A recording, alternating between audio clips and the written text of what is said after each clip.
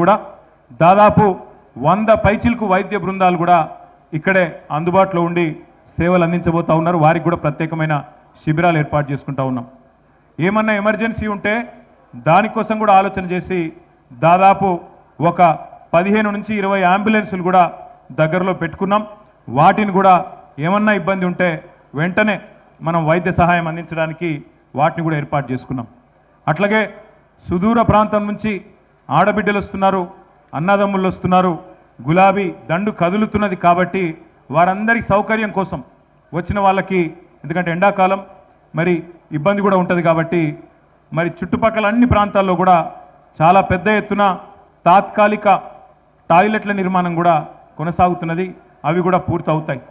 అంటే అన్ని రకాలుగా వచ్చిన వాళ్ళకి పార్కింగ్ నుంచి సభ చేరుకోవడానికి ఈజీగా వచ్చిపోయేదానికి ఎక్కువ దూరం నడిచే అవసరం లేకుండా, అట్లాగే వచ్చిన తర్వాత నీళ్లు కానీ మజ్జిగ కానీ ఏమైనా ఇతరత్రా చిన్న అసౌకర్యం ఉంటే దానికి సంబంధించిన ఏర్పాట్లు కానీ అన్నీ కూడా ఆలోచించి, ఇక్కడ కాంగ్రెస్ గవర్నమెంట్ కాబట్టి మాకు వీళ్ళ కరెంటు మీద కూడా నమ్మకం లేదు.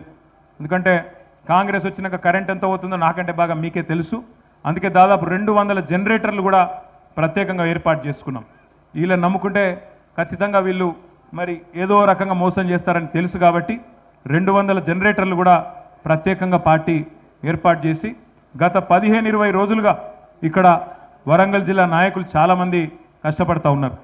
సోదరులు వినయ్ భాస్కర్ గారు, సోదరులు పెద్ది సుదర్శన్ రెడ్డి గారు, సోదరులు పోచంపల్లి శ్రీనివాస్ రెడ్డి గారు, ఇంకా పెద్దలు గ్యాదరి బాలమల్లు గారు, మరి ఇక్కడనే అదేవిధంగా స్థానిక మాజీ శాసనసభ్యులు సతీష్ కుమార్ గారు మరి ఇక్కడే వారు మరి పూర్తి స్థాయిలో నిమగ్నమై ఈ మొత్తం ప్రాంగణము, పార్కింగు ఇవన్నీ కూడా ఏర్పాటు పర్యవేక్షిస్తూ ఉన్నారు.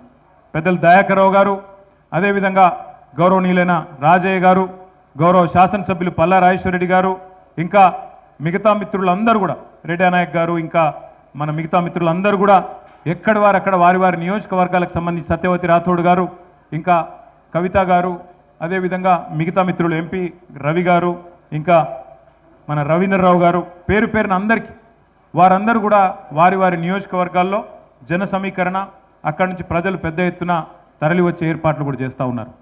నాకు ఉన్న అవగాహన మేరకు టీఆర్ఎస్ చరిత్రలో, ప్రస్తుత బీఆర్ఎస్ చరిత్రలో ఇది ఒక అతిపెద్ద బహిరంగ సభ కాబోతా ఉన్నది. మీరందరూ కూడా చూస్తారు. ఎందుకంటే ప్రతి నియోజకవర్గం నుంచి, ప్రతి జిల్లా నుంచి రిపోర్ట్ వస్తూ ఉంది. మాకు ఇంకా ఎక్కువ బండ్లు ఏర్పాటు చేయండి, కేసీఆర్ గారిని చూడాలి, ఆయన మాట వినాలి, ఆయన మాట వింటే ధైర్యం వస్తుంది, ఆయన మాట వింటే ఈ కాంగ్రెస్ అరాచక పాలన అంతం చేయడానికి ఈ బాధితులందరికీ గుండె నిండా మళ్ళొక్కసారి ఉత్సాహం వస్తుంది, కాబట్టి మేము వస్తామని చెప్పి ఎక్కడి వాళ్ళు అక్కడ ప్రతి నియోజకవర్గానికి సంబంధించి కూడా మరి ఒత్తిడి ఉన్నది. కానీ నేను మిత్రులందరినీ కోరుతా ఉన్నా, ముఖ్యంగా ఉమ్మడి వరంగల్ జిల్లా మిత్రులు, పక్కనే ఉన్న కరీంనగర్ జిల్లా మిత్రులను కూడా కోరుతా ఉన్నా, ఎవరికి ఏ వాహనం అందుబాటులో ఉంటే ఆ వాహనం తీసుకొని వచ్చేయండి. మీరు కొంతమంది దగ్గరున్న వాళ్ళు మోటార్ సైకిల్ మీద కూడా వస్తారు. హుస్నాబాదు, హుజురాబాద్ వాళ్ళు